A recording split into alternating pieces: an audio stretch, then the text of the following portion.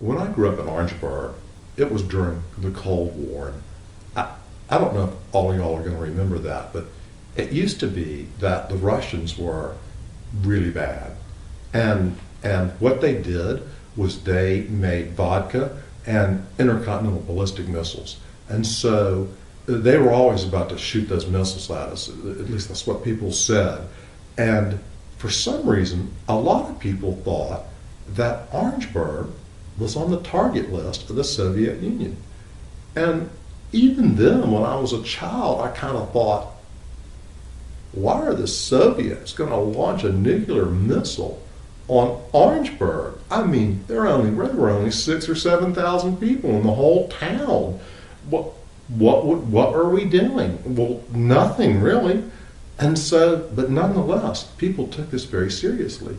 And when I can remember being in the 4th grade, Sheridan Elementary School, and you know, up on Broughton Street, way up, and I remember our teacher, under instructions from Lord knows who, no doubt the superintendent of schools, she would bang on her desk with a yardstick, and we would duck and cover. That's right, we would get under our wooden desk as if this would protect us from the atom bomb.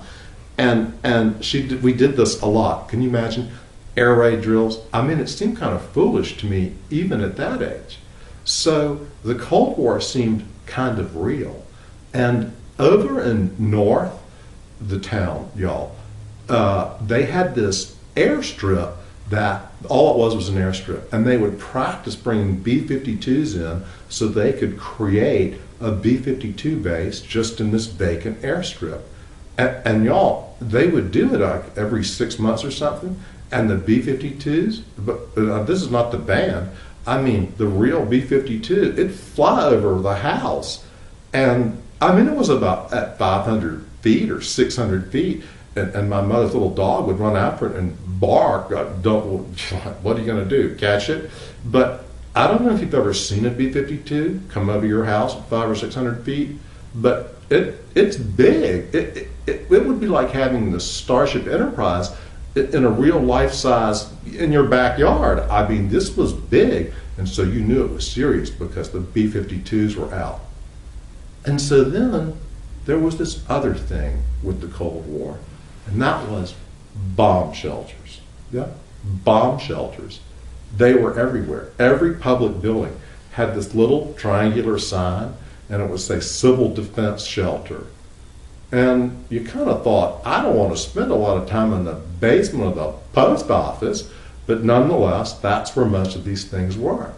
However, there was a bomb shelter in the basement of my grandfather's hotel, the old Utah Hotel. I don't know what it's called now. It's down on Russell Street, more toward the railroad corner.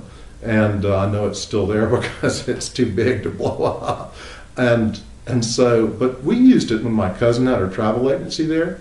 We used it to store stuff because nobody else was using it. And there were these big barrels there for water, but there wasn't any. And I remember asking the city manager one day, I said, well, what are we doing with these bomb shelters? I mean, they're sort of empty. And he said, well, we could easily stock them with cheese, that government cheese. And you're sort of like, well, that certainly sounds appetizing. And I said, but what about water? And he said, we figure if the waterworks go, I mean, it's all over. Don't worry about it. And I'm like, what kind of plan is this? I mean, it would be bad enough to be stuck in the basement of my grandfather's hotel eating government cheese, but to then die of thirst because the waterworks don't work, I mean, that would be awful. So you see, the Cold War was difficult and it was scary, and if you missed it, good.